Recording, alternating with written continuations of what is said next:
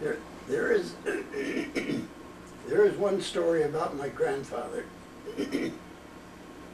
I think my mother probably was the one that told me this. He got a new pair of shoes, and he was on his way to church, and he was going cross lots. It was probably a mile and a half over to church by following the road around, but he could go right across ways, and it probably was half a mile. So he was going cross lots, up through the pasture and through the woods, over rocks and all around. So he took his new shoes off, was going barefoot, and on his way, he stubbed his toe. He really stubbed it.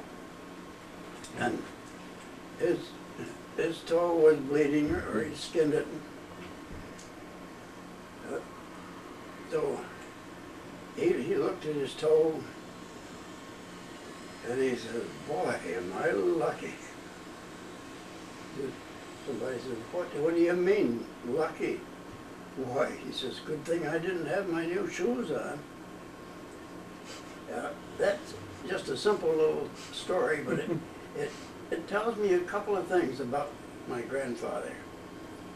Remember, I never saw him. I never heard anyone talking about him a whole lot.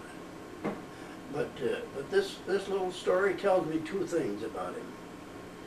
Number one, he went to church. Yes, I was glad to hear you say that. He was on his way to church. Yes, yeah, I wondered that. And another thing, he had a great sense of humor. He must have had. Mm-hmm. Yeah, yeah.